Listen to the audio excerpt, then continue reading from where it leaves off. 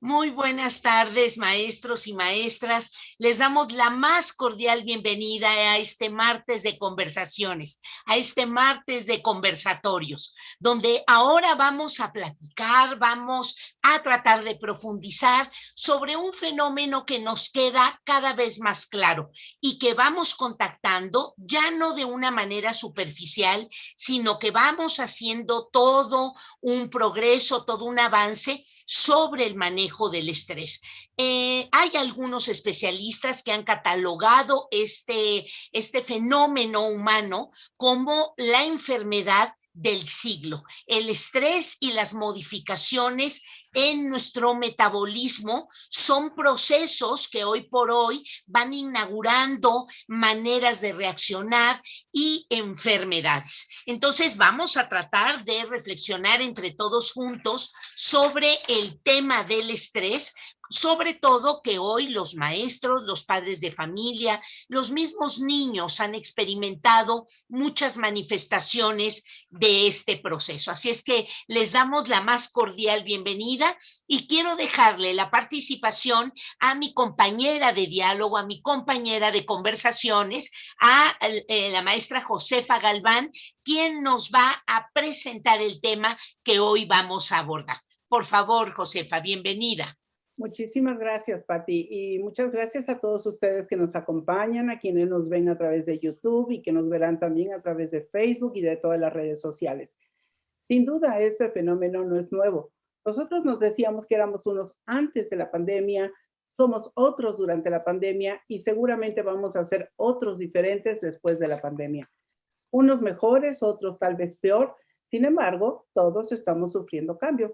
Ya desde 2018, 2017, un poco antes ya se hablaba acerca de la importancia del estrés. México se ha caracterizado por ser un país con alto nivel de estrés en el trabajo, en la sociedad, todo por los fenómenos que hemos atravesado de todo tipo, económicos, políticos, de inseguridad, etcétera. Todos ellos han afectado nuestro continuo de vida. Para nosotros llevar la vida era algo transparente, como que no nos dábamos cuenta y algunos todavía lo seguimos mirando de esa manera, en tanto que no nos toca algún evento en particular, como la pérdida de un ser querido o como alguna enfermedad o como algún padecimiento que esté vinculado con la parte mental. No hemos puesto mucha atención muchas veces a qué es lo que nos está ocurriendo porque no hemos sido entrenados para identificar qué pasa en nuestro cuerpo. Nos damos cuenta cuando ya este avanzó, cuando ya se vuelve muy inestable nuestra conducta, como por ejemplo, hay dos hijas, yo les llamo dos hijas del estrés. Una que es la más escandalosa, y que esa se llama ansiedad. Cuando una persona presenta algún síntoma de esta naturaleza es la que más notamos, ¿no? Porque nos sentimos inestables, nos sentimos con ganas de comer o con ganas de casi de caminar, de correr, de movernos. ¿Por qué? Porque en nuestro interior algo no está funcionando adecuadamente. Sin embargo, lo atribuimos como que cálmate, date un baño, etcétera, y con eso no se resuelve, sino requerimos de una atención muy particular y muy especializada.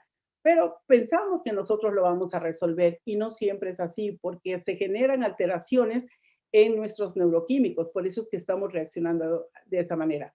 La otra hija del estrés se llama depresión y esa es la más silenciosa. Cuando nosotros nos encontramos ante un proceso depresivo, ese no se nota, va avanzando poco a poco, y lo notamos cuando ya estamos muy dentro de ese proceso.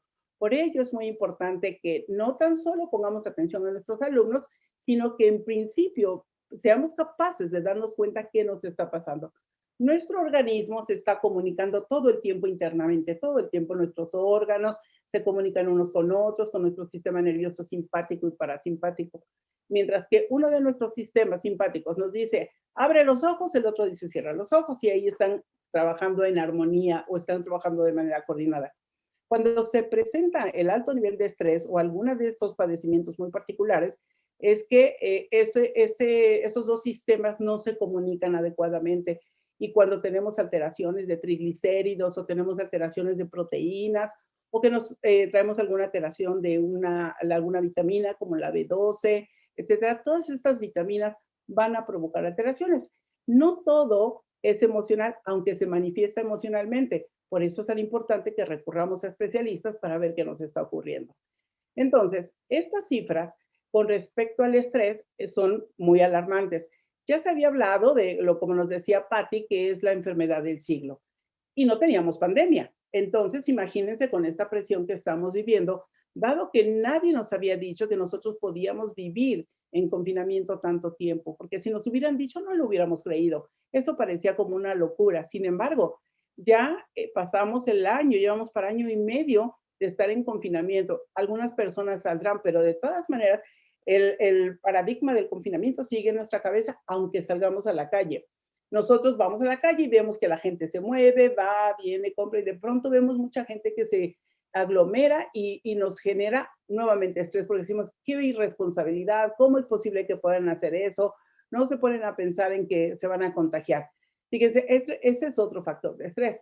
Les podría decir que hay una serie de indicadores muy claros, por ejemplo, lo que nos dice la Organización Mundial de la Salud, que el estrés es una alteración de reacción emocional, porque así lo identifican, psicológica, cognitiva, conductual, ante las exigencias del entorno, ya sean profesionales, familiares, económicas, etcétera, y que no nos permite desempeñarnos de forma óptima. Es decir, nosotros como padres de familia nos volvemos intolerantes, nos volvemos tal vez demasiado complacientes porque no queremos enfrentarnos, no nos queremos pelear. Y cuando no nos queremos pelear, estamos deteniéndonos en lo que tal vez debiéramos abordar.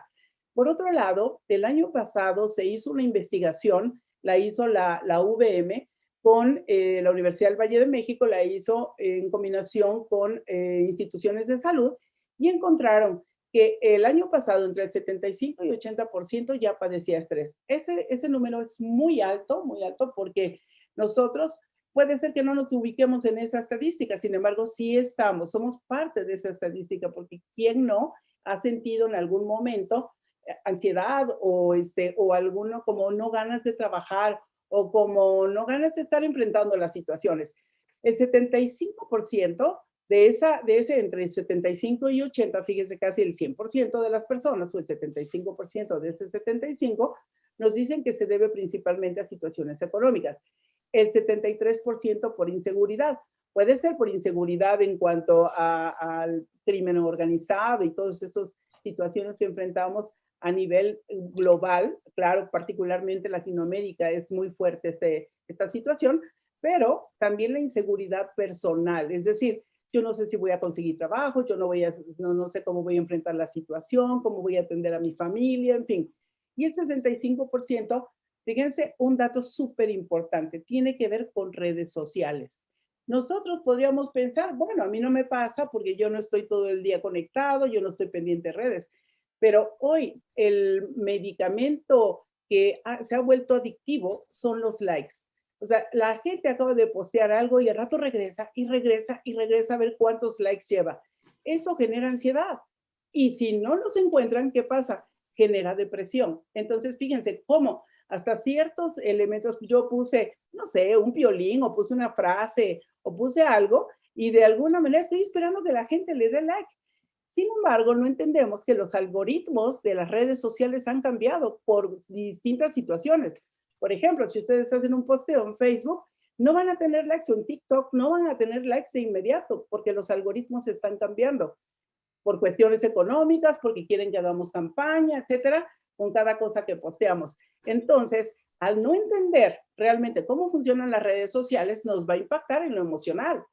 Y entonces sentimos como que no le importamos al mundo. Y no tiene que ver con eso, sino que nosotros seamos capaces de enfrentar una situación, digamos que optimista, realista de la situación y entender cómo funcionan las redes sociales, cómo funcionan los mecanismos, por ejemplo, escolares, no nada más desde lo académico o desde lo administrativo, sino hoy se vuelve imperativo saber cómo funcionan esas redes sociales que las estamos convirtiendo en redes emocionales.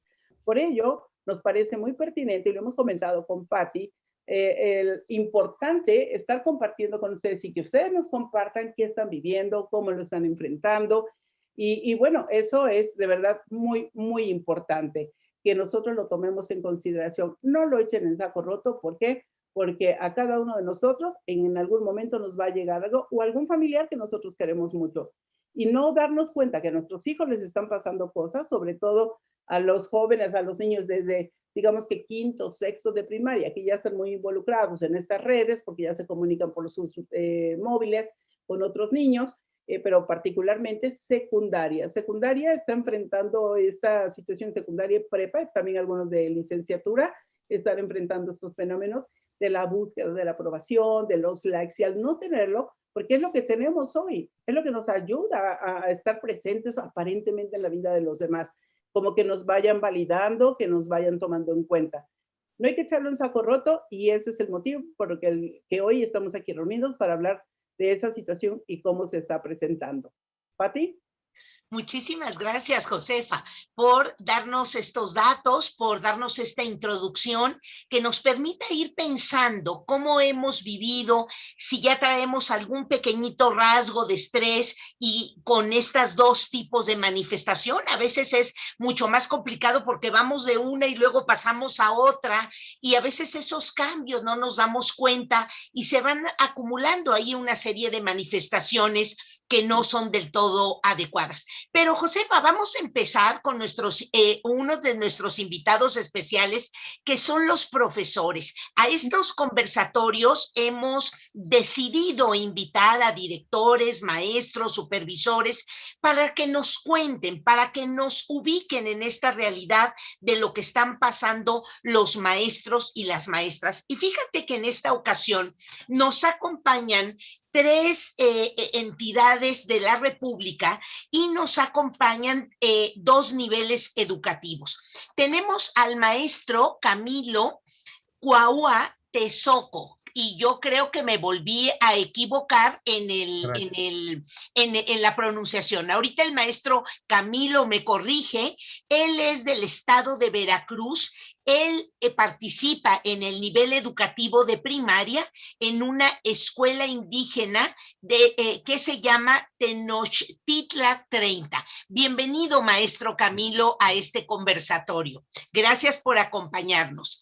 Tenemos al maestro Jorge Tejeda Márquez. Él también es representante de otra entidad del estado de Tamaulipas y él colabora en una secundaria, en la secundaria general número 2, Joaquín Contreras Cantú. Bienvenido, maestro Jorge.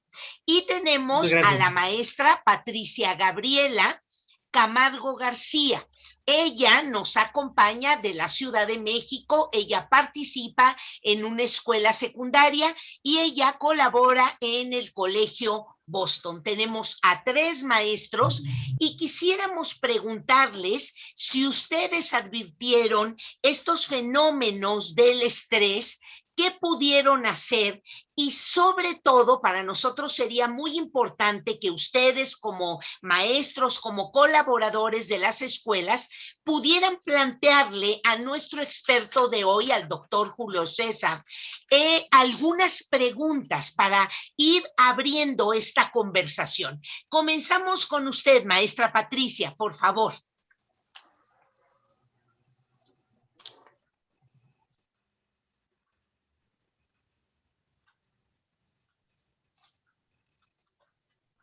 Bueno, buenas tardes.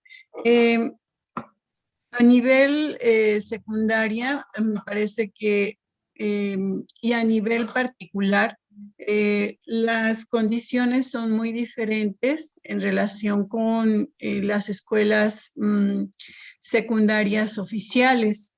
En las escuelas particulares, bueno, pues podemos tener mayor control de la asistencia de los alumnos, mayor participación también, una comunicación constante, continua con los padres de familia. Sin embargo, pues ya las últimas semanas del ciclo escolar 2020-2021, la actitud ya era de mucho cansancio, de mucho agotamiento por parte de los chicos, sobre todo en tercer grado, en donde había incertidumbre por presentar el examen de Comipems, por cambiar de escuela, por entrar a un nivel, concluir y entrar a un nivel educativo superior. Entonces, la inquietud pues ya era muy diferente, acompañada de poca participación y poca colaboración en el grado de tercer año. Sabemos que la incertidumbre en los adolescentes pues se incrementa en esta etapa y si a eso le agregamos la poca certeza de si vamos a regresar de manera presencial o si vamos a continuar de manera virtual, la cuestión acerca de el incremento de casos actualmente, el cambio de semáforo, pues todo esto genera un estrés muy fuerte en los adolescentes que se están adaptando a condiciones sociales que empezamos a vislumbrar. Y ante esto, pues si nosotros no tenemos la certeza de lo que va a suceder, pues las condiciones que ellos transitan en este momento, me parece que se acrecentan. ¿Qué podríamos ofrecer en este caso a los adolescentes que buscan adaptarse a estas condiciones que están prevaleciendo en nuestra sociedad? Maestra, muchísimas gracias. Seguramente el doctor Julio César está tomando nota, pero el marco que usted nos plantea de estos chicos que van a cambiar de nivel educativo en secundaria, en sexto grado, incluso en tercero de media superior, siempre es un factor muy importante de estrés. Muchísimas gracias, maestra Patricia. Maestro Jorge, cuéntenos un poco qué vio usted en su escuela y qué preguntas le plantea a nuestro especialista. Muchas gracias. Muy buenas noches a todos los aquí presentes. Un gusto el poder estar aquí. En el entorno donde me toca trabajar aquí, a mí el contexto social es algo limitado en la cuestión económica. Como bien lo menciona la maestra, los jóvenes sí presentan mucha incertidumbre, principalmente en las actividades, porque nuestros alumnos casi todos tienen el celular, no tienen computadora ni tienen tablet, entonces a veces se hacía difícil hacerles llegar la información. En algunos casos los jóvenes andaban buscando a uno, queriéndole enviar una tarea, queriéndole enviar un trabajo, alguna actividad, alguna participación. Entonces, en ese caso, los jóvenes sí presentaban estrés, eran frecuentes los mensajes en WhatsApp: ya le llegó mi tarea, ya me la revisó, así con esa celeridad que tienen a veces ellos por querer que uno les resuelva inmediatamente los cuestionamientos. Igualmente también los papás nos enviaban: ya le mandó mi hijo 7, 8 tareas que les habían encargado de todo el trimestre, ya le habrán llegado, ya se la revisó, va a quedar reprobado. Entonces sí presentaban ellos en algunos casos un estrés. Ellos nos decían: maestros, que tenemos su tarea, tenemos la tarea de la maestra de español, tenemos la tarea de la maestra de historia. Entonces sí, ellos veían a veces un cúmulo de tareas algo importante en el poco espacio, a lo mejor, por así decirlo, de tiempo que ellos iban a tener para poder llevar a cabo las actividades. No nada más eso, como bien lo cita la maestra, los jóvenes de tercer grado también ya están por egresar, entonces también tienen ellos el pendiente de la escuela a la cual van a ir, si va a haber algún curso de regularización, si va a haber algún curso de acompañamiento, un curso previo en el cual para ellos requieren llevar para poder ingresar. Entonces sí, en algunos casos sí tenían ellos el pendiente de estar, el pendiente de nuestra escuela y al pendiente también de la otra escuela, las exigencias y requerimientos que les iban a solicitar para ellos llegar a ese nivel. Tengo algunos alumnos que presentan condiciones de autismo y otro presenta condiciones de limitaciones visuales, y esa es la pregunta que me gustaría realizarle al doctor: ¿qué estrategias podemos emplear con ellos para que en este caso no llegue tan fuerte hacia ellos el estrés? Muchas gracias. Al contrario, maestro Jorge, gracias por este marco que nos ha comentado de su escuela secundaria y gracias por la pregunta que seguramente ya el doctor estará formulando algunas respuestas, algunas aproximaciones. Y concluimos con el maestro Camilo. Maestro Camilo, por favor, desde su estado, desde el estado de Veracruz, cuéntenos cómo vivió en su escuela y si tiene algunas preguntas para nuestro especialista. Muchas gracias, saludándolos a todos. Estoy muy contento por participar en esta investigación. La verdad, se viven momentos muy difíciles. El que el niño conciba dos situaciones: lo que pasa en su familia, las normas de la familia, y lo que pasa en las normas como institución, como una institución educativa. Nuestros niños, la mayoría, el 90%, no tiene el acceso a las redes sociales. Nosotros los maestros tenemos que trasladarnos a las comunidades, buscar la estrategia, la forma de cómo comunicarnos con los niños a través de los padres, las autoridades educativas locales. Y ese es nuestro trabajo. Buscamos a lo mejor, no sé, algún medio de transporte, las motos, la verdad son situaciones muy, muy difíciles que nos preocupan a nosotros los maestros. A lo mejor a nivel social no se observa el trabajo del maestro indígena, pero es una labor muy, muy grande. La verdad nos preocupa mucho porque hay como que una pequeña contradicción en la situación de la enfermedad. Uno, la información no convencional, donde la mayoría no cree, algunos todavía no creen si existe la pandemia, y lo que informamos nosotros como institución, como centro de salud, como centro educativo, surge ahí como un conflicto. Y la verdad, el niño queda así como que confundido de lo que le dicen las creencias de sus padres y de lo que le dice la institución. Realmente vemos ahorita con estos últimos días que nos presentamos en la escuela, en nuestro caso citamos a los niños, aplicamos la estrategia presencial.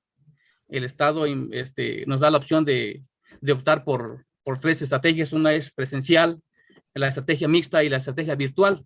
Pues naturalmente nosotros optamos por el primero, que es el presencial, y ahí nos dimos cuenta del estrés de los niños. Sinceramente, los niños llegan cohibidos, llegan con esa situación de qué está pasando con la pandemia. ¿Es cierto lo que dice mi papá? ¿No es cierto? Y la verdad sí, como que llegamos a un conflicto nosotros como maestros, y nosotros los maestros también entramos en esa situación, porque hemos recibido talleres gracias a la Secretaría de Educación Pública, de saber recibir esta situación a través de la resiliencia, a través de los valores. Sin embargo, es un poco complejito de ir asimilándolo, porque no es un proceso de un día para otro.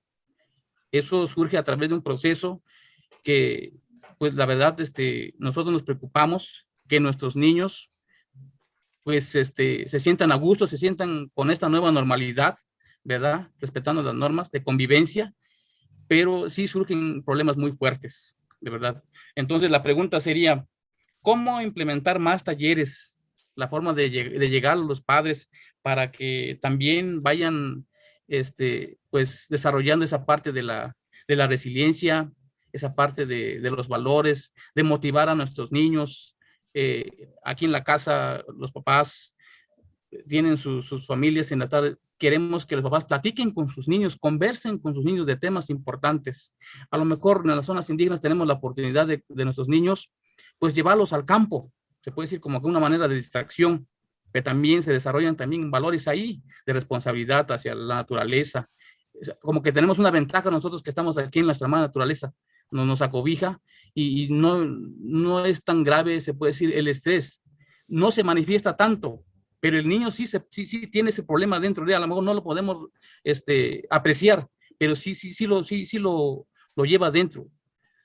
Su distracción, como a lo mejor ir al campo a limpiar la milpa, las actividades agrícolas, eso es lo que le permite a desenvolverse. Sin embargo, descuidamos esa parte de lo académico, de la formación de cada niño. Entonces, sí es importante ahí, pues, contextualizar situaciones que se viven en esa zona indígena, pues, con talleres hacia los padres de familia. Es muy importante allí, la verdad. Esa sería como mi pregunta. Seguramente el doctor tendrá recomendaciones muy puntuales de los temas y sobre todo de esta relación que el maestro Camilo nos plantea del encuentro entre la familia y la escuela, ¿no? Y cómo la escuela puede ir ayudando a integrar elementos para esta formulación de la propia vida. Pues tenemos 3 grandes planteamientos sobre el estrés de las actividades escolares, los cambios de nivel educativo y la vinculación con la familia que nos han planteado los profesores que hoy nos acompañan. Maestra Patricia, maestro Jorge, maestro Camilo, de veras apreciamos enormemente la labor que ustedes han realizado durante este tiempo, la que tendrán que seguir realizando y ahora este impulso y estas reflexiones que abren la conversación. Muchísimas, muchísimas gracias. Y pues le dejamos la palabra a la maestra Josefa con el propósito de que nos conduzca este conversatorio y nos presente al especialista. Josefa, por favor, te dejo la palabra. Muchísimas gracias, Pati. Gracias, maestros, por su compartir y sus preguntas y sobre todo por sus inquietudes. Sabemos que ustedes son a veces mucho antes que los padres los que se enteran de lo que les está pasando a los jóvenes, porque con ustedes pueden abrir muchas veces los espacios de confianza que no sienten en casa. Y tal vez hasta a sus hijos les pase lo mismo, ¿no? Que van y tienen más confianza con sus maestros que con ustedes mismos, porque no siempre actuamos de la misma manera. Y creo que vale la pena tomar en consideración esto, que nos podamos hacer cargo de nosotros, de nuestros hijos y también de nuestros alumnos. Y cómo impulsar, cómo atraer a esos padres para que se hagan cargo, porque es cierto que no es tu responsabilidad. Sin embargo, no nos podemos deslindar tan fácilmente de ellos, porque yo recuerdo que en una ocasión estuve trabajando con maestros de CONALEP, de educación técnica, y muchos de ellos le dedicaban tiempo a sus alumnos porque pasaban por situaciones complejas. Y sin duda, ustedes tienen un papel muy, muy importante y que hoy yo creo que Julio César, que de verdad es una persona que yo admiro mucho, es doctor, es psicólogo, es neurocientífico, ha escrito libros, tiene muchos papers y sobre todo el estrés es una de sus grandes especialidades. Él está haciendo mucha investigación, no tan solo vinculada con México, que próximamente ahorita nos va a contar, pero próximamente va a estar en México, en septiembre esperemos que llegue, pero es un hombre con mucha inquietud de estar buscando qué más hacer, cómo ayudar, cómo generar esos cambios a través de las neurociencias, porque las neurociencias las veíamos como algo muy, muy elaborado, muy sofisticado, muy lejano a nosotros, como que eso pertenecía a alguien de laboratorio. Y hoy no, hoy de verdad queremos tanto el doctor Julio César Ramírez Vargas como su servidora, queremos que tengamos las neurociencias de a pie, las neurociencias en piso, para que nosotros podamos entender más qué pasa con nosotros de una manera sencilla, de una manera liviana, pero entendiendo qué es lo que pasa adentro y qué podemos hacer. Entonces, bueno, también les comento que Julio César tiene algunas publicaciones, por ejemplo, El método de lo evidente es un libro, La mente, un universo en expansión. Y el otro, que es el más reciente, Inteligencia Neurointegral, porque él es el fundador y el director de la fundación del Instituto Neurointegral. Tiene, de verdad, véanlo en YouTube, véanlo en el centro, les voy a poner aquí el vínculo para que ustedes puedan visitar el centro, de cosas que están haciendo vinculadas con el estrés. Y yo sé que hay mucha gente que está como rompiendo ciertos paradigmas cuando hablamos de la meditación o de mindfulness, que si funciona, que no funciona. Hay discusión sobre eso. Pero más allá de la discusión que haya y de algunas pruebas neurocientíficas, creo que lo más importante es empezar a practicar nosotros cosas, prácticas sencillas, rápidas, pero que tengamos resultado. Porque la constancia, la disciplina es la que hace la diferencia. Si una vez practicamos algo, pues no pasa mucho, pero si lo practicamos con frecuencia, sí ocurre. Así como esa adaptación que estamos teniendo a estas condiciones estresantes, muy demandantes de nuestros recursos mentales, emocionales, lingüísticos, también podemos hacer muchísimas más cosas. Así que bienvenido, mi querido Julio César. Es un placer tenerte aquí con nosotros y que compartas muchísimo de lo que tú sabes. Muy buenas noches, muchas gracias. ¿Cómo me escuchan ahí? Muy bien. Bueno, quiero decirle que al principio los primeros maestros me perdí un poco porque tenía unas fallas de internet. Así que además, como voy a dar algunas explicaciones referente a este tema, si quieren reformular la pregunta concreta al final de mi intervención, pues yo voy a estar presto para escucharles, ¿sí? Entonces, primero, pues muchas gracias por invitarme de nuevo. Creo que lo hemos discutido con Josefa y con otros científicos en América Latina. Definitivamente la única manera de cambiar el mundo es a través de la educación, pero se hace muy importante este tipo de actividades debido a que hoy la educación, digamos, tiene unas exigencias diferentes a las que teníamos hace muchos años. Ustedes saben que la información ya está ahí, la información, digamos, ya no nos destacamos por tener mucha información, porque la información está en red, pero sí ya nos empezamos a destacar por un conocimiento divergente, por un conocimiento disruptivo y por, y por el autoconocimiento, que es a lo que nos tenemos que abocar de aquí en adelante. El estrés realmente hay que empezar a aclarar. El estrés puede ser amigo o puede ser enemigo. Ese es un capítulo, de hecho, de mi libro que dice estrés, enemigo y amigo a la vez, o amigo y enemigo a la vez. Así que no siempre el estrés es enemigo. El estrés no hay que verlo siempre como algo malo, porque definitivamente necesitamos una pequeña cota de estrés agudo para poder activar nuestros procesos cognitivos, nuestra memoria, nuestra atención, estar alerta, estar atentos, porque si no tuviéramos nada de estrés, estaríamos tirados en la cama y no nos moveríamos, no haríamos absolutamente nada. Entonces hay que empezar por entender que el estrés, digamos, es parte de lo que nos ayuda a sobrevivir, a adaptarnos a las situaciones donde requieren un poco más de atención, donde requiere que estemos mucho más atentos, mucho más activos, que estemos mosca, dicen en algunos países, en otros dicen pilas, o que estemos ahí atentos a cualquier situación que pueda pasar. Así que una cota de estrés es necesaria. Así que el estrés agudo no hay que verlo realmente como un enemigo. Donde empiezan los problemas es cuando el estrés se vuelve crónico.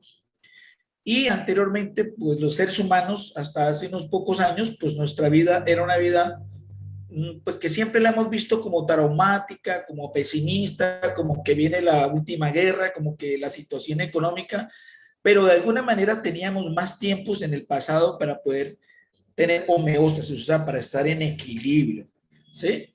La tensión arterial, el azúcar en sangre o cualquier otra, digamos, otro marcador biológico, ¿sí? Arriba es dañino, abajo es dañino. O sea, si tienes, esto lo puede contestar hasta un niño, ¿sí? Pero yo por lo regular le pregunto a alguien, bueno, si usted tiene la tensión arterial muy alta, ¿es malo? Dicen, sí. Si la tiene muy baja, sí, también es malo. Mucha azúcar en sangre, malo. Poquita azúcar en sangre, malo. Corazón muy rápido, corazón muy lento, respiración, y etcétera. Y todos nuestros marcadores trabajan idealmente, digamos, en la mitad, ¿no? A eso le llamamos, al equilibrio, a eso le llamamos nosotros homeostasis. Entonces, en el pasado teníamos más tiempo de tener homeostasis debido a que en esos tiempos, pues había momentos en que no hacíamos nada porque no había muchas actividades para hacer. Sí, hace 50 años no había muchos programas de televisión, no había internet, no corríamos tanto, no había tanta polución, no había tanta contaminación. Entonces el mundo era mucho más ideal para uno poder tener momentos en los cuales esa secuencia permanente se pudiera cortar, cortar, cortar. Cuando unimos una situación estresante con otra y otra y otra, es como si estuviéramos enlazando eslabones, eslabones, eslabones, como una cadena, y a lo que nosotros realmente le llamamos el estrés crónico. Y aquí estamos frente a un verdadero enemigo que requiere mucha atención. Estamos frente a un enemigo que realmente genera más de lo que cualquiera de ustedes se puede imaginar, porque cuando se convierte en un enemigo, el estrés puede ser el causante de accidentes, puede ser el causante de violencia, puede ser el causante de homicidios, puede ser el causante del 90% de las enfermedades, puede ser el causante de adicciones, por ejemplo, a la comida, a los psicotrópicos, bueno, a cualquier otro, hasta un medicamento, lo que sea. Entonces, estamos frente a un enemigo que requiere una mayor atención y que reclamamos los científicos, estamos reclamándole a los estados que de verdad le den la atención necesaria, porque nadie se salva. Están estresados los médicos, están estresados los psicólogos, están estresados los maestros, los alumnos, están estresados los conductores, está estresado el presidente de la República, los congresistas, pero están estresados de manera crónica. Y es una situación que es la que está generando el mayor caos. Mira, cuando nosotros estamos en una situación de máximo estrés permanente, hay una cosa que en psicología le llamamos amplificación de sensaciones. Normalmente, cuando estamos en ese estado, podemos magnificar una situación que pueda ser en la cual nos haga sentir vulnerable. Por ejemplo, podemos ver más grande un problema, podemos ver grande más un peligro, podemos generar más pesimismo, podemos generar más incertidumbre y estar en una situación constante de amenaza, lo cual no logra alcanzar la homeostasis necesaria. El momento de máxima homeostasis que tenemos nosotros los seres humanos es cuando nos vamos a dormir, y eso ya se empezó a interferir debido a que el sueño ha empezado a trastornarse. No cuántas horas duermes, sino la calidad de ese sueño. Entonces, de alguna manera, la noche por lo regular o el sueño es el momento de mayor autorreparación que tenemos en nuestro cerebro, autorreparación fisiológica. Ahí, digamos, hay procesos desinflamatorios, inhibe el dolor y muchas cosas como la tensión y otras cosas se autorregulan, o sea, se alcanza la homeostasis. Además, muchos procesos cognitivos se renuevan y de esa manera al otro día estamos listos para enfrentar, pero muchas personas desde que amanecen aún están estresados. No lograron alcanzar esos ciclos, 4 o 3 ciclos mínimo para poder durante la noche alcanzar ese proceso de autorreparación y durante el día se sienten bajos de energía, desorientados, un poco agresivos y en fin, una serie de circunstancias que suceden por la falta de sueño. Y todo viene de lo mismo, del estrés. Cada vez hay mucha más evidencia. Cuando hablamos del estrés hace unos años, pues todo el mundo decía, bueno, el estrés, ay, es que el estrés me cansa, ay, no es que el estrés, pero hoy sabemos realmente que este estrés llega a tener afectaciones moleculares, haciendo cambios epigenéticos, o sea, sobre el genoma aparecen cambios sobre el genoma que llegan a tener problemas de mutaciones y realmente de cambios que pueden llegar a generar enfermedades como el cáncer, diabetes, obesidad y muchas más.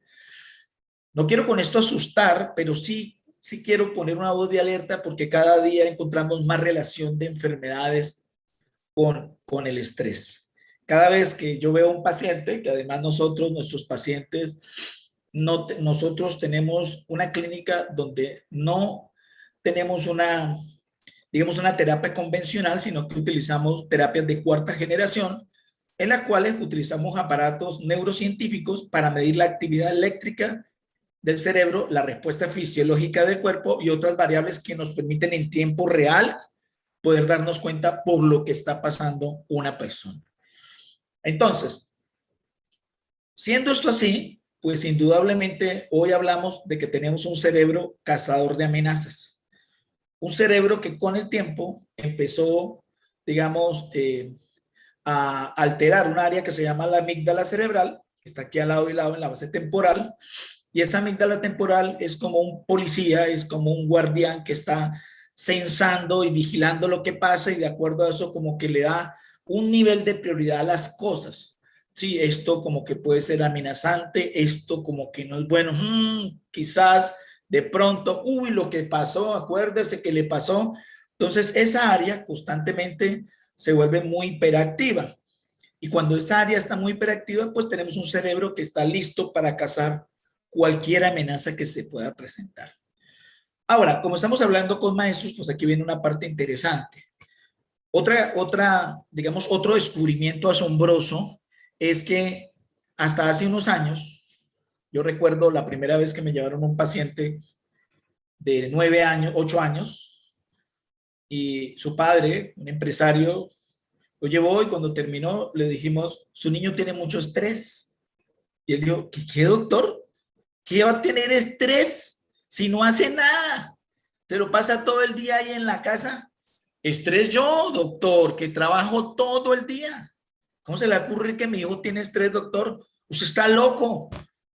Pues uno de los descubrimientos más asombrosos es que los niños, como su cerebro, digamos el cerebro de los adultos, después de los 20 y tantos años, póngale 27 años, se termina de formar, pero el cerebro de ellos está en formación. Además, esta parte de aquí, en los adultos, que ya está bien formada en nosotros los adultos, en los niños no se ha terminado de formar, y este es el freno de las emociones. O sea, haga de cuenta de que la emoción es un caballo y desde aquí son las riendas. El lóbulo frontal es la rienda del caballo con el que se frena para que no se desboque, no se aloque, pues empiece a brincar. Entonces en ellos esa zona todavía no se terminó, entonces les cuesta más lidiar con las cosas estresantes y por eso ellos lloran y se manifiestan mucho más, ¿sí? Más emocionales que nosotros. Pues descubrir eso, pues nos llevó a salir, digamos, de ese paradigma que teníamos hasta el momento de que los niños no se estresan. Y justo ahí es donde ocurren las cosas más complejas y donde se empiezan a hacer inclusive marcas epigenéticas y moleculares, y además se empiezan a hacer marcas en el cerebro, en la mente de estos chicos, que por lo regular se vuelven a largo plazo.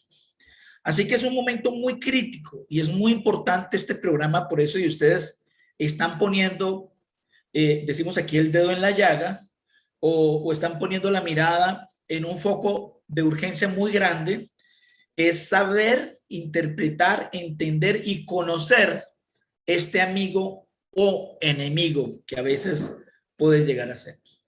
Porque no solo los niños, para los maestros esta situación ha sido complicada. O sea, lo decía un maestro ahora que lo alcancé a escuchar. O sea, el niño ahora, ya está mi respuesta, y poder manejar todo eso a la vez.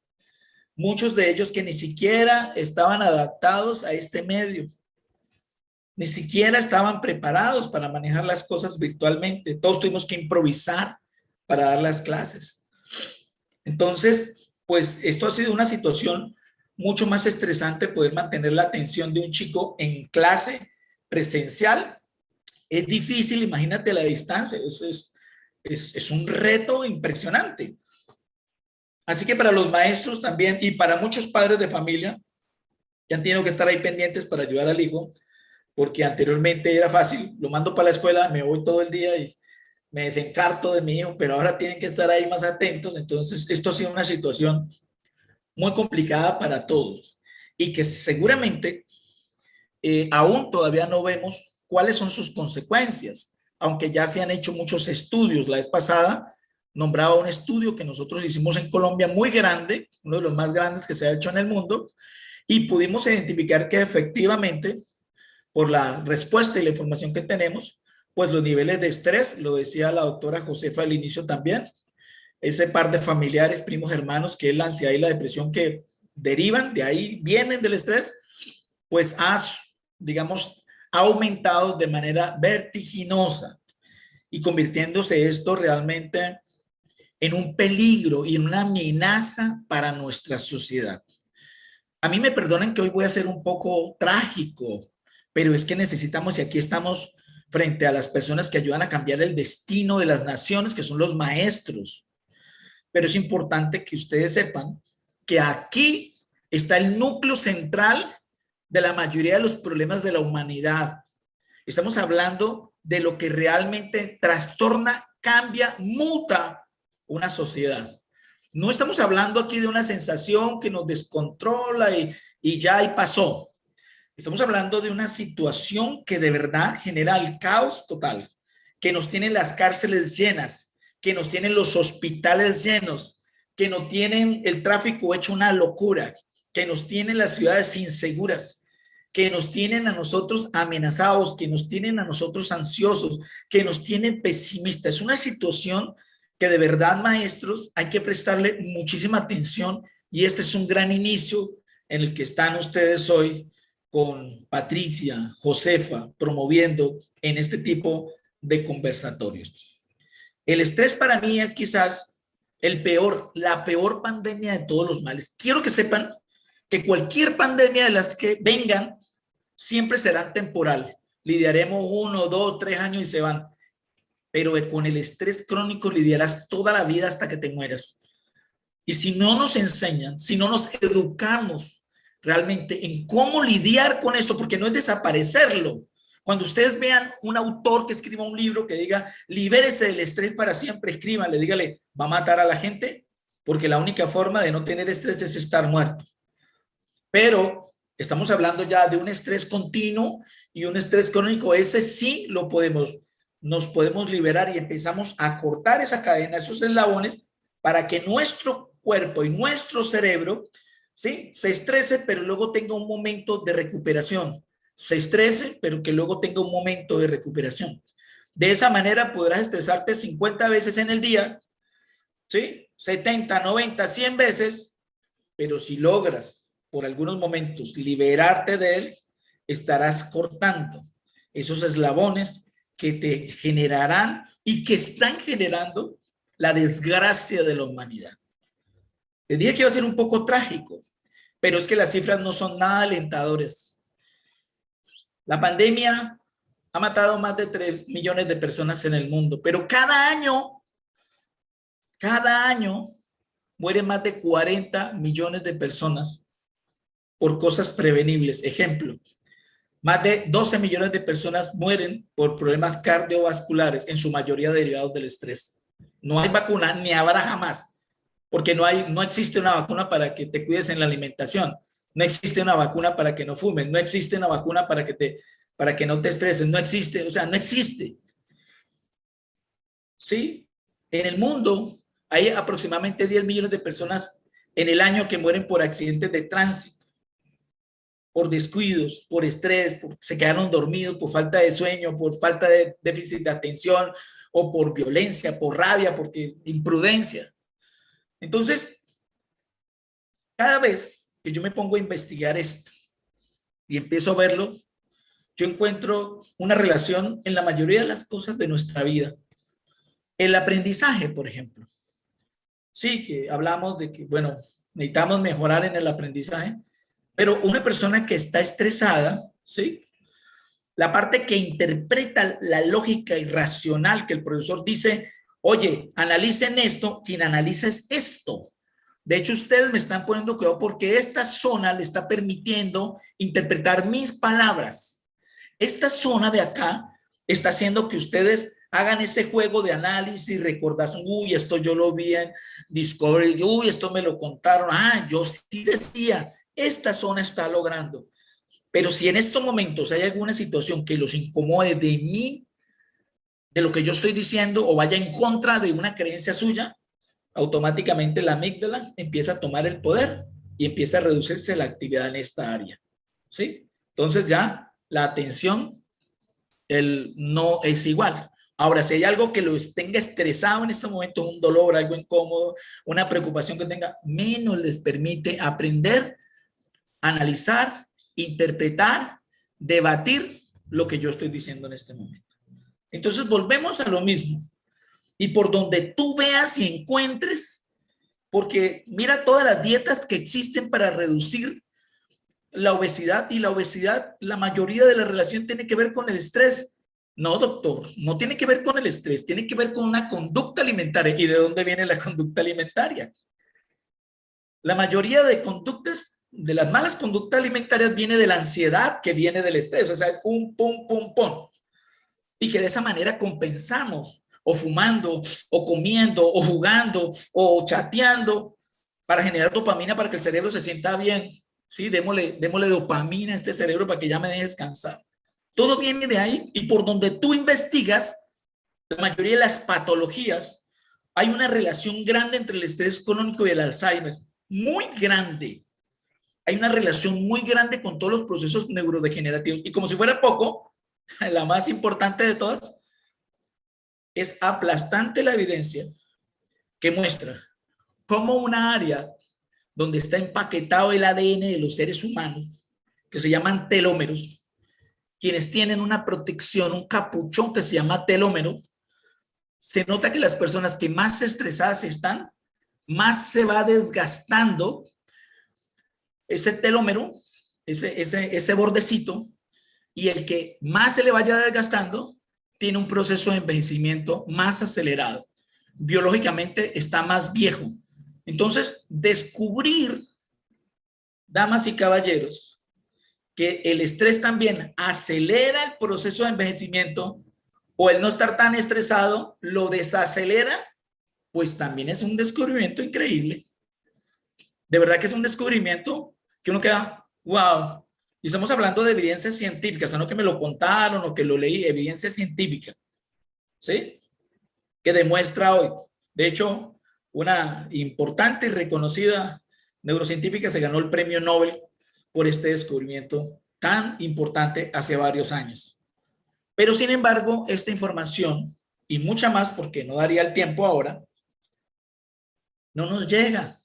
Y si nos llega, no nos llega de la manera adecuada, porque nos hace falta mucha divulgación. Habemos muy pocas personas tratando de divulgar y hacer entender, ¿sí?, en el caos en el que estamos. Yo aquí, de verdad que exhorto, como siempre exhorto en todas mis ponencias, a que los estados, los municipios se llaman en Colombia, creo que allá, no recuerdo cómo se llaman los municipios, bueno, los pueblos, las naciones, ¿sí? Es importante que generen políticas públicas. Es más, no entiendo, porque si un gobierno hiciera esto, hasta se ahorraría mucho, el 70% del presupuesto que dedican para la salud, porque la mayoría nos echamos enfermedades, pero tampoco es porque queramos. O sea, ¿quién quiere? Me voy a enfermar. Simplemente es porque esta situación constante de estrés nos hace subir en una rueda de hámster y no nos damos cuenta que estamos girando, girando, girando, atrapados entre pensar y sentir, y pensar como sentimos, pensar y sentir, y sentir como pensamos, y pensar como sentimos. Es una situación caótica que vale la pena darle la atención.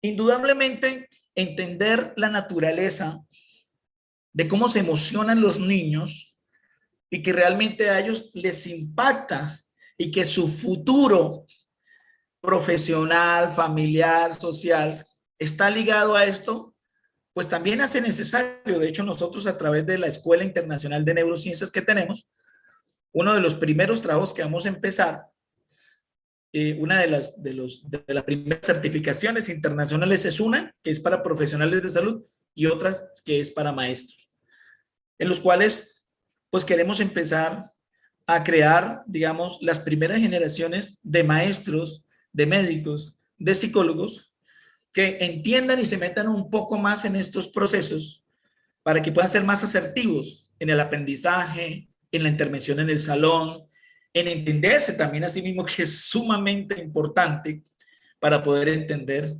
a los demás. Amigo o enemigo, tú lo decides, ¿cómo lo quieres? Ahora es importante, antes de terminar, pues darle ya las buenas noticias. Las buenas noticias es que así como hemos descubierto esto, la buena noticia es que hemos descubierto también cómo paliar esos efectos.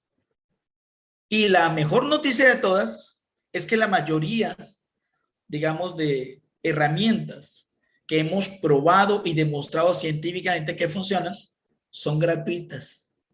La mayoría de ellas no son invasivas ni farmacológicas, ni hay que comprarlas en la esquina, porque cada uno de nosotros viene dotado con ese kit y lo que tienes que es aprender a usarlo, ¿sí?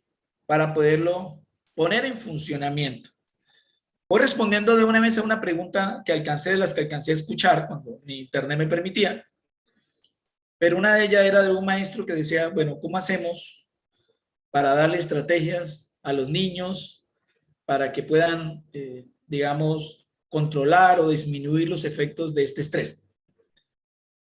Bueno, yo diría que el primer consejo primero es, los que tenemos que experimentar primero es en nosotros.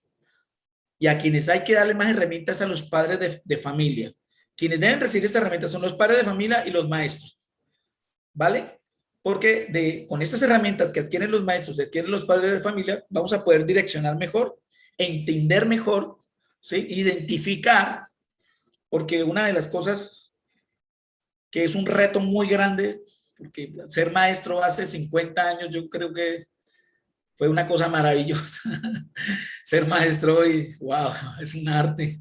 Ustedes no deberían llamarle maestros, sino superhéroes, porque ser maestro hoy en día es un reto enorme. O sea, en estos momentos, si en el pasado ya habíamos descubierto que los cerebros eran diferentes, en estos momentos son cerebros sumamente diferentes. Y entre ellos, cada uno de ellos también tiene un entramado, conexiones totalmente diferentes, porque de acuerdo a la familia donde vienen, lo que el niño come, ¿sí? Si come cereales, si come frutas, si es de alguna religión en especial, ¿sí? Si su familia o son rockeros o son reggaetoneros o lo que escuchan es música clásica. En general hay muchas cosas que hacen que todos los seres humanos seamos diferentes. Y en un niño que está descubriendo un mundo, sus padres de familia y su entorno más cercano, hermanos, amigos, pues son la influencia más grande que tienen en un neurodesarrollo que están teniendo. Así que esto es un reto gigante. Bueno, primero creo que ya contestando a esa pregunta, pero creo que ya avancé mucho en responder esa pregunta, porque lo primero es entender esto, cómo funciona, ¿sí? ¿Cómo funciona esto? Aprender a identificar esas emociones de estos chicos y saber individualizar, porque uno de los grandes pecados de la educación es que a veces generalizamos, ¿sí? De hecho, pues en su mayoría el sistema de enseñanza o lo que enseñamos pues es general, porque todos tienen que aprender de lo mismo. Pero hablando biológica y científicamente, pues esto es equivocado. Claro, no estoy diciendo que lo tienen que cambiar. Solamente quiero que sepan que todos tenemos habilidades totalmente diferentes y no estamos preparados para aprender lo mismo. Algunos tenemos más habilidades matemáticas, otros más habilidades espaciales, otros tenemos más habilidades ecológicas. En fin, cada uno tenemos una habilidad diferente y esto pues no siempre se promueve.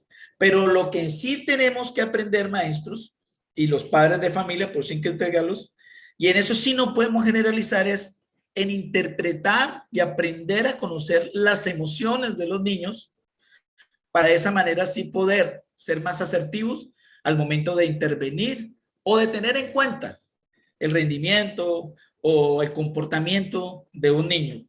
Y para esto es importante, pues no esta charla, sino estudiar un poco más, un poco de inteligencia emocional, que es donde aprendemos un poco más a identificar estos patrones emocionales, esas características, estos gestos, esas actitudes, esas posturas, esas palabras que pueden ayudar. Yo recomendaría que de verdad indagaran un poco más. Este es un foro muy corto y no da para ello, para que aprendan a identificar este tipo de emociones en los chicos. Pero sin embargo, Josefa hablaba en un momento donde ella decía que algunos creen que la meditación o no, pues yo ya dejé de hablar hace rato de meditación para no asustar a algunas personas, porque a veces cuando uno habla de meditación, pues la gente se imagina que va a tener que hacer algo muy complicado y va a tener que raparse el pelo y poner velitas y ponerse en flor de loto durante 3 horas.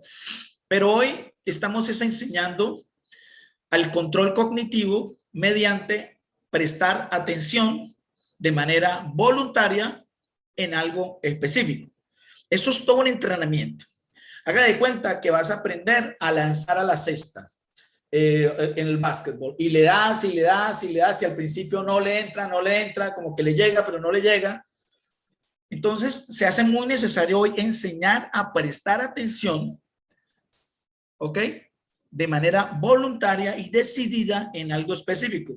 Entonces, una que funciona muy bien y que realmente se ha demostrado que disminuye el estrés, y que no solo disminuye el estrés, sino que tiene otros beneficios, por lo menos como aumentar el nivel de atención, o sea, que logre prestar más atención, es ejercicios simples de respiración, pero enseñándoles a que la respiración sea consciente, que le presten atención, o sea, concentrarse en el proceso de inhalar y exhalar.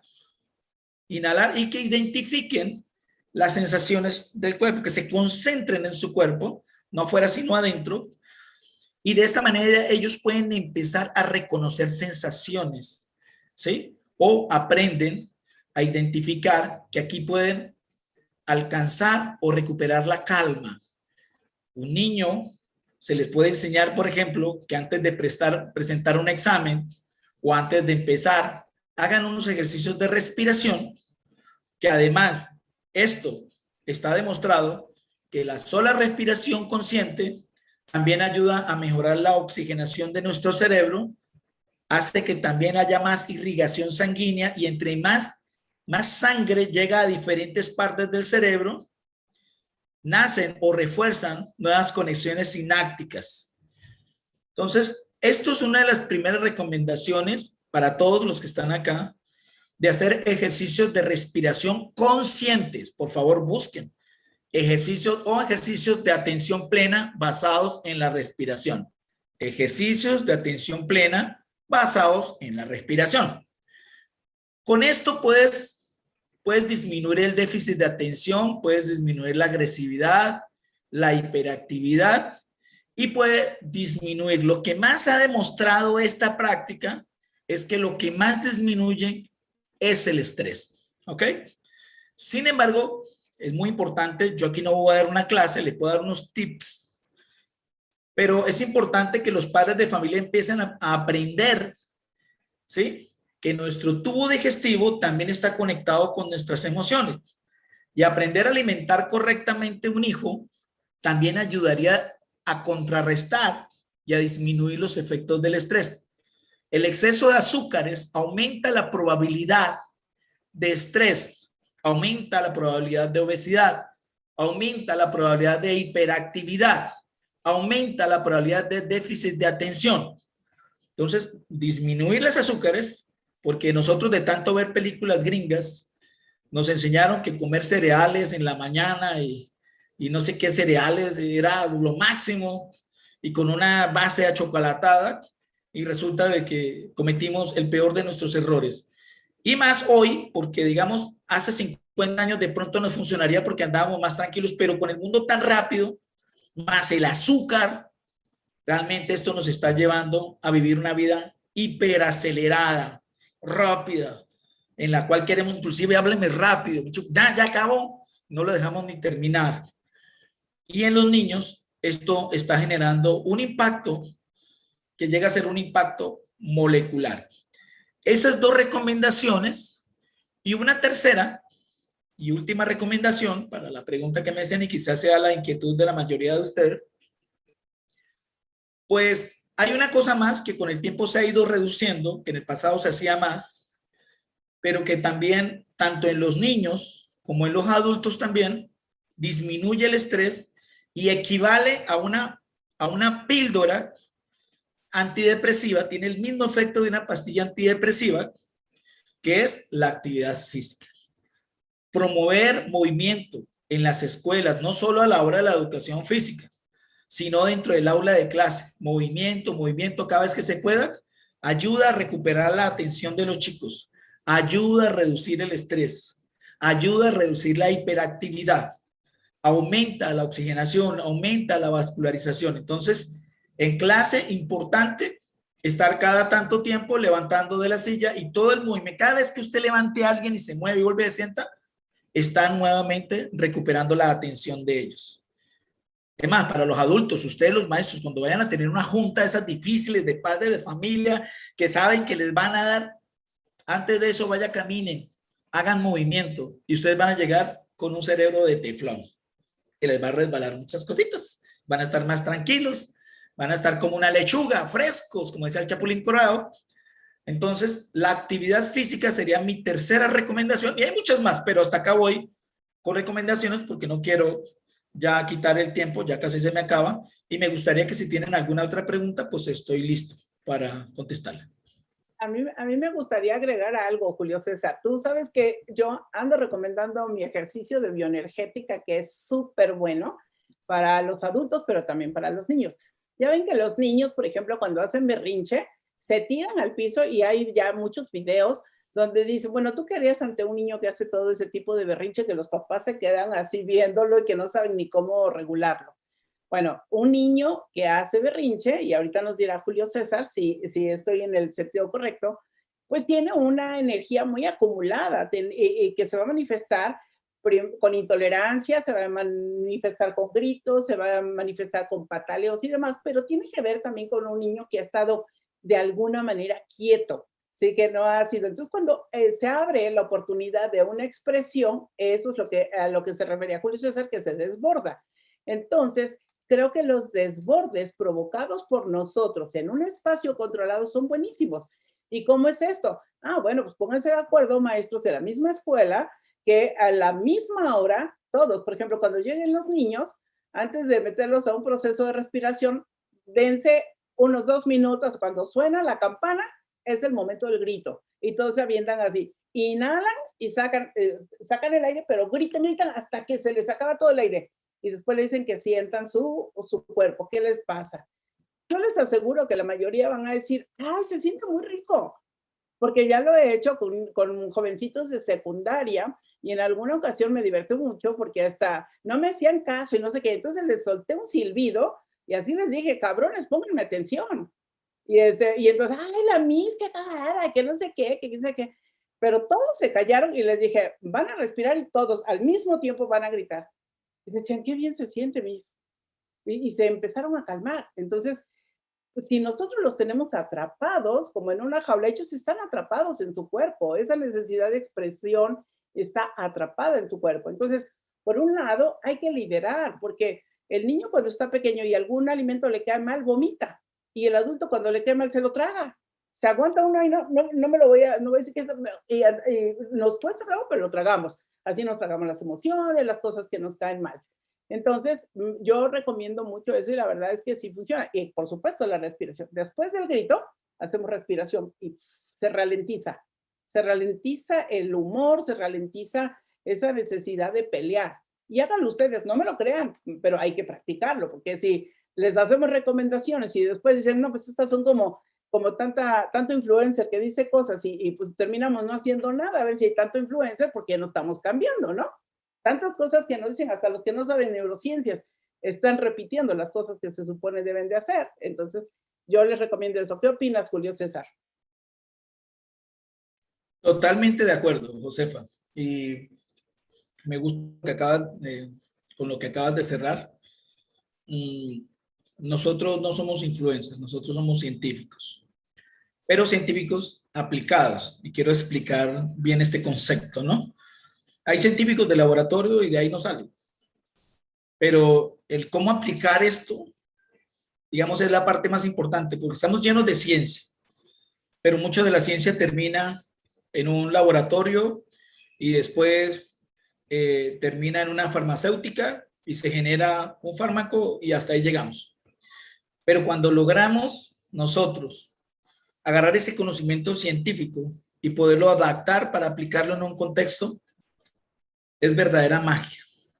Es donde realmente, y nosotros eso es lo que hacemos, no es dar charlitas y vamos, agarrémonos de la mano, lloremos, porque la verdad es que la motivación es muy buena para mejorar un contexto de minutos, pero todos los seres humanos reaccionamos muy bien ante la motivación y me echan un chiste y guau, guau, y risoterapia, pero terminó, vuelvo a lo mismo y mi cerebro nuevamente se desvía.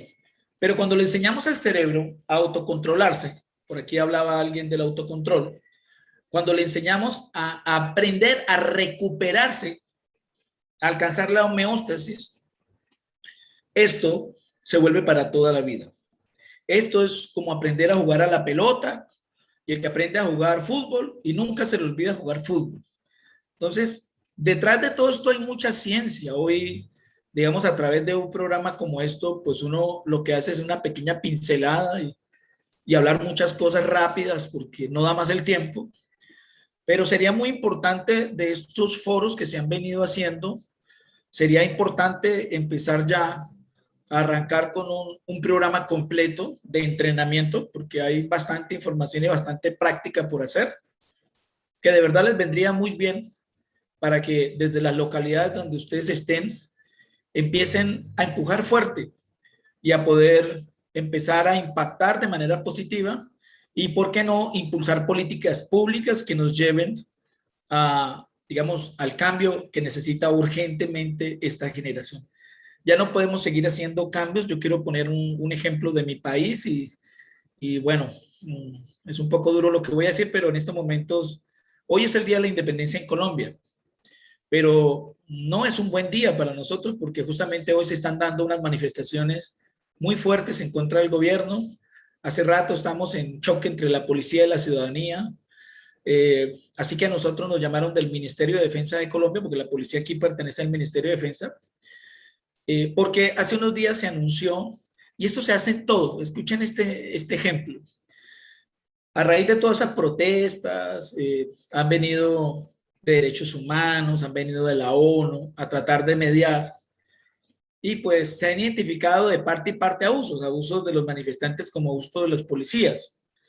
Así que el gobierno dijo, ya, vamos a reformar la policía. Pero todas las reformas que se hacen en el mundo de cualquier cosa que no esté funcionando bien, vamos a reformarlo, les cambiamos el uniforme, les compramos más armas, les compramos más autos, les damos unas charlitas ahí de derechos humanos, que la norma dice no abusarás, pero no van al núcleo central. Entonces, a raíz de una experiencia que ya hicimos nosotros en Perú, pues ahorita nos han llamado, estamos pasando una propuesta al Ministerio de Defensa colombiano, para decir, oye, el cambio va más allá. O sea, a ti te cambian el uniforme, te cambian de cosas, esto es maquillaje. Pero si queremos un cambio fuerte. Y para terminar, pues lo mismo ha pasado con la educación de nuestro país. Cada vez que nuestros maestros se manifiestan es para pedir más presupuesto, para pedir más prebendas, pero nunca se ha dado en mi país, espero que allá sí lo hayan hecho ustedes, pero nunca se ha dado una manifestación para decir, oye, cambiemos el sistema de educación y basémoslo más en el ser, en cambiar y transformar a la sociedad, más que enseñarle cosas. No se ha visto en nuestro país. Entonces, esa es una, digamos, de los pulsos fuertes que estamos dando a través de nuestra fundación. Ya nos están mirando de instituciones muy grandes, de hecho en Estados Unidos estamos trabajando también. Y pues, si ustedes tienen más inquietudes antes de mi despedida, pues les escucho. Yo quisiera comentar que la maestra Gaby Jauregui nos pone así que ante esta situación requerimos de autocontrol. En el autocontrol hemos estado parados mucho tiempo, maestra y maestros. Entonces, más que autocontrol, vamos a irnos por la autogestión. ¿Qué es eso? Nosotros somos los dueños de la llave. Es como la llave del agua.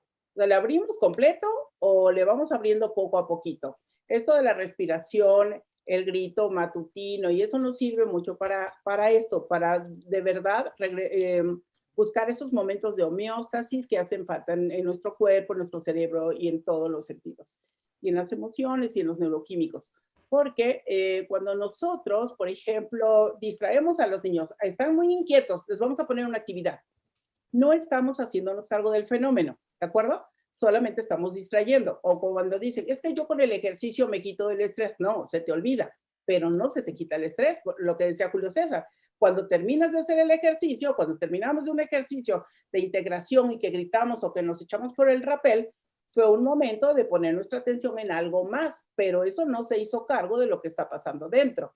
Hacernos cargo de lo que pasa dentro es entender que nosotros tenemos que estar vaciando, tenemos que estar vomitando aquello que hemos guardado por mucho tiempo y que somos los dueños de la llave, nosotros de nuestras propias emociones, entonces vamos abriéndole, vamos abriéndole, vamos abriéndole, de tal manera que nosotros podamos regular la manera en que vamos a expresarlos.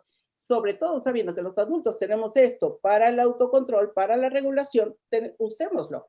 De eso se trata. Y que la constancia nos va a generar conexiones neuronales de autogestión. No tenemos que hacer algo extraordinario, sino más bien no nos tienen que hacer una cirugía neuronal, sino más bien lo que tenemos que hacer nosotros es establecer esas conexiones neuronales que se vayan haciendo robustas para que eso esté incorporado en la persona, que no tenga esos desbordes a cada rato, porque los niños se desbordan cuando hacen un berrinche porque no han tenido, por un lado, se llama educación, pero no les hemos enseñado, los padres no saben, a hacer esas expresiones emocionales. Entonces creo que vale la pena tomarlo desde ahí. Yo sé que en el libro de Daniel Goleman al principio decía control emocional y se cambió por administración y luego se cambió por gestión emocional, que son conceptos bien diferentes. Entonces, para tomarlo en consideración, no controlemos, vayamos abriendo las válvulas como una presa para que vaya saliendo el agua poco a poco y no se desborde. No sé si tienen alguna otra pregunta, maestros, para aprovechar a Julio César. Pati, tú las tomaste nota, ¿no? De las preguntas. Sí, Josefa, el doctor ha dado respuesta básicamente a los tres grandes planteamientos que hicieron los maestros de cómo ir acompañando a los niños, a través de qué ejercicios. Luego plantearon también, sobre todo, niños con algún requerimiento especial, como por ejemplo, niños con rasgos autistas o síndrome de deficiencia, de déficit de atención. Y también los maestros planteaban el tema de los papás, ¿no? Es decir, y ya el doctor nos dejó muy claro la importancia de este lugar donde los niños aprenden estas primeras experiencias de sus emociones, de sus reacciones, ¿no? No sé si los maestros quisieran plantear, hay agradecimientos, doctor Julio César, hay un reconocimiento del el trabajo. Hay una pregunta que está dos veces, doctor. Esta parte de los berrinches o de los desajustes del comportamiento de los niños, muchas veces lo que dicen aquí los maestros es que los sacamos de foco. No es como cuando un niño se cae y luego aplaudimos, ¡ey, ey, ey, acá, acá! Y los distraemos. ¿Qué hacer en el tema de estos descontroles o de estos desajustes o de estas pataletas o de los berrinches que se suele presentar un poco en el preescolar de nuestro país, donde los niños se meten debajo de la mesa o se ponen a llorar? O en el caso de los niños de primaria que no quieren trabajar o se van a un rincón o se acuestan sobre su banca, o los niños de secundaria que a veces se ponen agresivos, golpean a sus compañeros o avientan cosas. ¿Ahí qué recomendación daría un poco como para hacer este cierre, doctor? Muchas gracias. Voy a dar dos respuestas. La primera es la más sencilla, la segunda no tan sencilla. La primera tiene que ver con todas las recomendaciones que dimos. Es muy necesario crear un programa donde se involucren los padres, ¿sí? Para poder más que intervenir, prevenir a través de estas actividades que también Josefa las estuvo nombrando muy claramente. Establecer un programa como el que le acabamos de nombrar que tenga esos elementos, ¿sí? Porque es que estas prácticas se puede hacer desde muy niño, desde muy pequeñito, no tiene edad. Esa sería la primera recomendación. Y la segunda, pues es una intervencionista, pero hay que aprender realmente a identificar hasta qué punto esto es un simple berrinche o realmente ya hay un trastorno del comportamiento o hay algún trastorno cognitivo y emocional para individualizarlo y solicitar intervención. Hay veces que nosotros nos desgastamos y realmente lo que estamos viendo es posiblemente una patología lo que está. Si en el colegio no hay un psicólogo calificado para identificar, pues esto no es muy difícil de observar. O sea, ¿cómo identificamos esto? Si esto es muy continuo, si es una vez y porque realmente algo que le generó un descontrol como cualquiera de nosotros, que en cualquier momento puede tener un momento de angustia, de rabia, de inconformismo, pero si alguien lo está, o un niño lo está manifestando muy seguido, aquí ya estamos posiblemente, pues no podemos nosotros decirlo sí, pero posiblemente frente a un trastorno que requiera una ayuda profesional y ahí hay que estar muy prestos para apoyarlo. Pero sigo diciendo y me sigo reafirmando porque se han hecho muchos ejemplos. Hay un ejemplo muy claro en un colegio, se me va el nombre en estos momentos, en Estados Unidos, que es una zona del Bronx, donde es una zona muy difícil, pero donde alguna vez un divulgador científico muy famoso fue a este colegio a hacer una visita y pues la visita era para ir a conocer cómo niños de gente muy difícil en una zona complicada, una zona de alto impacto en Estados Unidos, pues y un colegio digamos de los más complicados, cómo sería el comportamiento de esos niños ahí. Y lo que se encontraron una vez llegaron estos es algo muy diferente a lo que se imaginaban. Unos niños muy tranquilos, unos niños muy atentos, y a este divulgador le llamó la atención y le preguntó a la maestra, venga, estoy impresionada, o es que usted le dijo que íbamos a venir nosotros y están tranquilos. Y ella le decía, no, vengan cuando quieran, a la hora que quieran, y ustedes se van a dar cuenta que ellos van a estar tranquilos. Entonces le preguntó, ¿pero por qué? Dijo, entonces dijeron, es que nos inventamos un juego que se llama Amiguitos de Peluche. Y el juego consiste en que los acostamos, les ponemos un peluche sobre el abdomen y hacemos de que miren cómo el peluche, cada vez que inhalan, el peluche sube y cuando exhalan, el peluche baja. Inhalan, sube, exhalan, baja.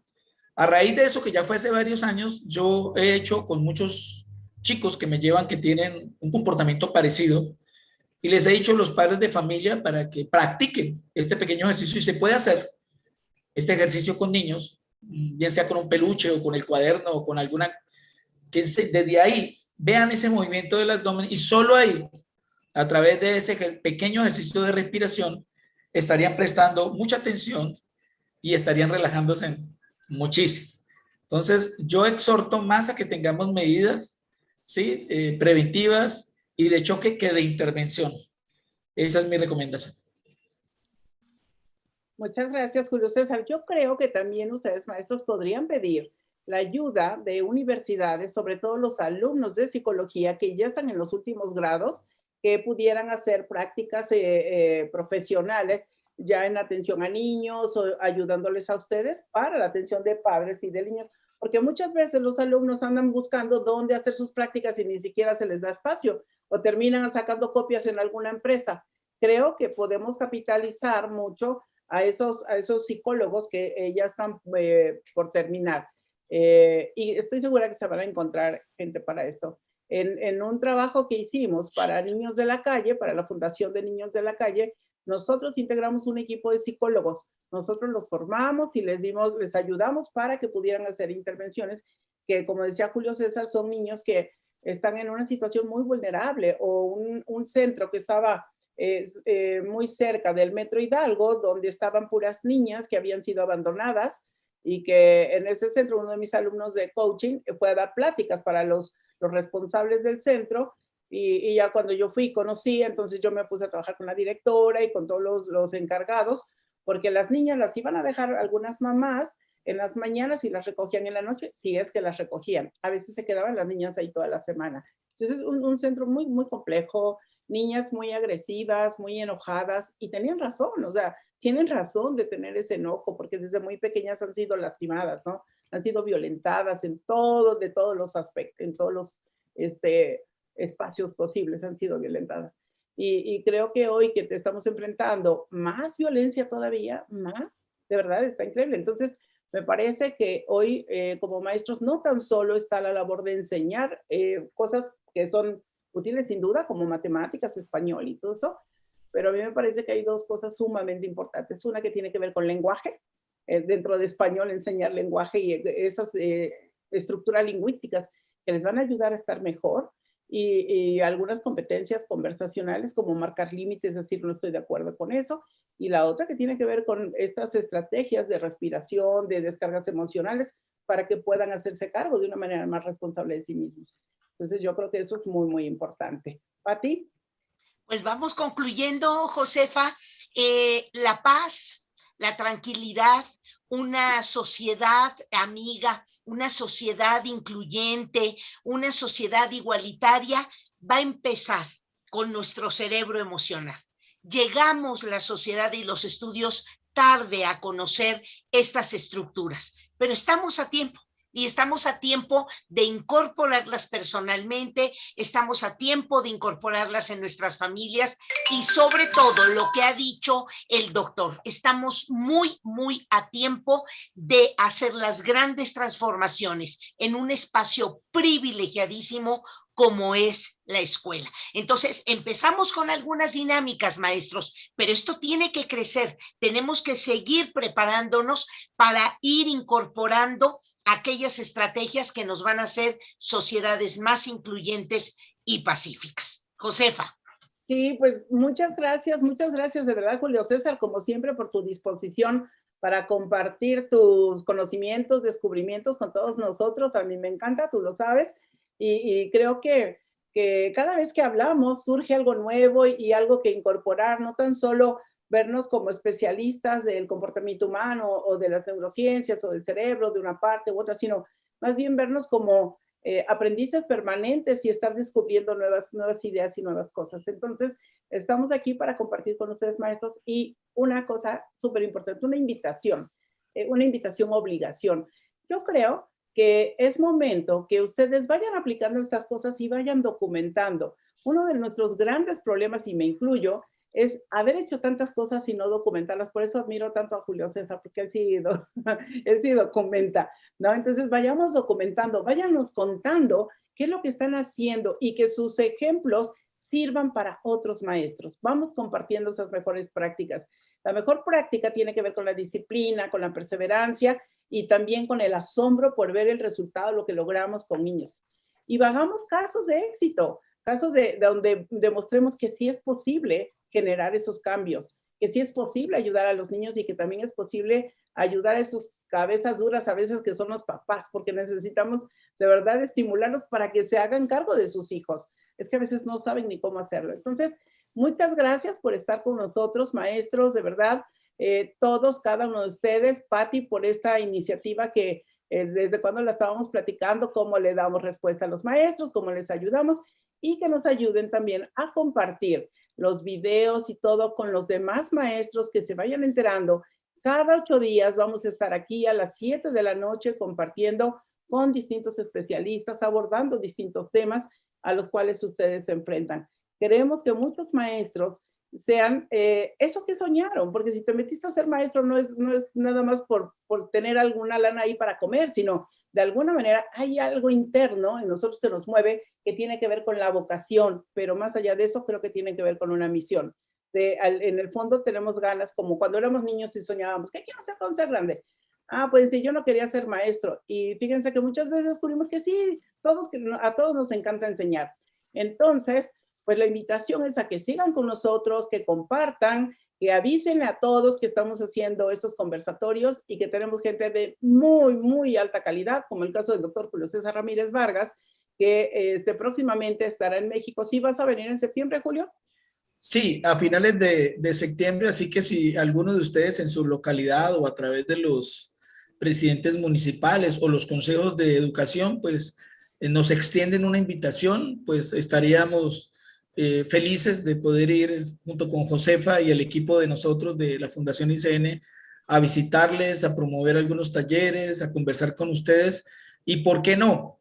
Lo decía Josefa, buscar investigación, documentar. Hay muchas cosas que ustedes los maestros hacen y no tienen ni idea que están frente a ciencia pura, que es lo que ustedes están desarrollando, y documentarlo sería importante, no solo para el perfil de ustedes, sino también para la sociedad que merece conocer y que se le dé trascendencia a lo que ustedes están haciendo. Muchas gracias, una feliz noche. Gracias por invitarme.